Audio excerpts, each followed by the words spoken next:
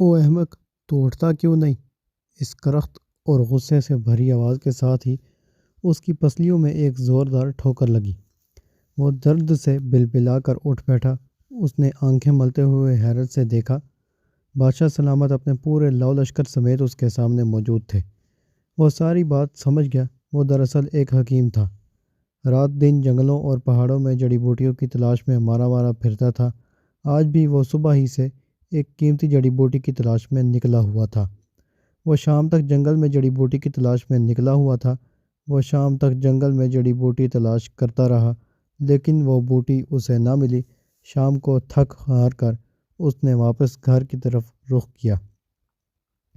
مارے تھکاوٹ کے اس کا برا حال ہو چکا تھا۔ اسے اپنے پاؤں من بھاری محسوس ہو رہے تھے۔ رات بھر وہ ایک دوائی بناتا رہا تھا۔ ایک لمحہ کے لیے بھی سو نہیں سکا تھا، اس لیے نیند بھی بے حد آ رہی تھی۔ وہ چند قدم ہی چلا تھا کہ اسے سخت نیند نے آ لیا۔ اس نے ادھر ادھر نظر دوڑائی۔ سڑک کے ایک کنارے پر ایک بڑا سا پتھر پڑا ہوا تھا۔ وہ پتھر پر ذرا سستانے کے لیے بیٹھ گیا۔ یوں ہی بیٹھے بیٹھے اسے پتہ ہی نہیں چلا کہ کب اسے نیند کی دیوی نے اپنی آغوش میں لے لیا۔ اب بادشاہ سلامت کی وہ سخت آواز اور ٹھوکر کھا کر بیدار ہوا تھا۔ بات واضح تھی، سڑک سے بادشاہ سلامت کی شاہی سواری اپنے پورے زور و شور کے ساتھ گزر رہی تھی، لیکن وہ بیچارہ تو گہری نیند سویا ہوا تھا۔ اسے بھلا ہٹو بچوں کی آواز کہاں سنائی دیتی؟ سپاہیوں نے بھی اسے جگانے کی کوشش کی، لیکن جب ان کے اٹھانے سے بھی وہ نہیں اٹھا تو بادشاہ سلامت کو خود اپنی سواری سے اتر کر آنا پڑا۔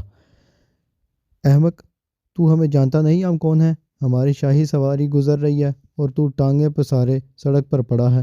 بے ادب، گستاخ!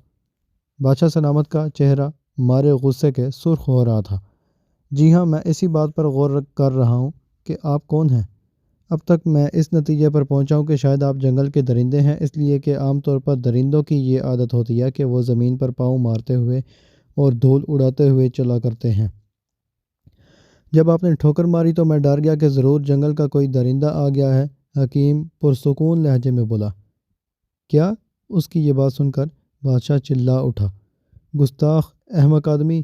کیا تمہیں معلوم نہیں کہ ہم وقت کے بادشاہ ہیں؟ شاہی تخت ہمارے قبضے میں ہے، عصائے شاہی ہمارے ہاتھوں میں ہے، 40 قلعے ہماری دسترس میں ہیں، شاہی خزانوں کے مالک ہیں۔ ہمارے ایک اشارے پر تمہاری موت و حیات کا فیصلہ ہو سکتا ہے۔ بادشاہ سلامت کا غصہ آسمانوں سے باتیں کر رہا تھا۔ احمق میں نہیں، تم ہو، اے بے وقوف بادشاہ! حکیم صاحب پر بادشاہ سلامت کے غصے کا بالکل بھی اثر نہیں ہوا تھا۔ تو نے جتنی چیزیں بھی اپنی بڑائی اور عظمت کے لیے گنوائی ہیں، یہ سب چیزیں تو تجھ سے باہر ہیں۔ تو یہ بتا، تیرے اندر کون سا کمال ہے؟ وہ سب تو باہر کی چیزیں ہیں۔ تاج اگر اچھا ہے تو اپنی ذات کی وجہ سے اچھا ہے کہ اس میں بیش قیمت ہیرے جواہرات جڑے ہیں۔ اس میں بھلا تیرا کیا کمال ہے؟ اگر تیری پوشاک اچھی ہے، عمدہ ہے، تو وہ اپنے خوبصورت کپڑے کی وجہ سے خوبصورت ہے۔ تیری اپنی ذات کی اس میں کیا خوبی ہے؟ اگر یہ سب کچھ تجھ سے جدا ہو جائے تو ذلیل ہو جائے گا، تیری عزت ختم ہو جائے گی۔ یہ بھلا کیا عزت ہوئی کہ اندر کوئی کمال نہیں، جبکہ بیرونی اشیاء پہ بھروسہ کر کے اپنی بڑائی اور عزت کو بیان کر رہا ہے۔ اگر تو کمال اور بڑائی جتلاتا ہے تو اپنے اندر کمال پیدا کر۔ حکیم صاحب بولتے چلے گئے، جبکہ بادشاہ سلامت کا سر جھک چکا تھا۔ وہ سوچ رہے تھے، واقعی بات تو سچی ہے، میرے اندر تو کوئی کمال نہیں۔ یہ شخص اندر سے باکمال ہے، جبکہ میں اندر سے خالی ہوں۔ کیا آپ کو پتہ ہے یہ حکیم صاحب کون تھے؟ ان کا نام سقراط تھا۔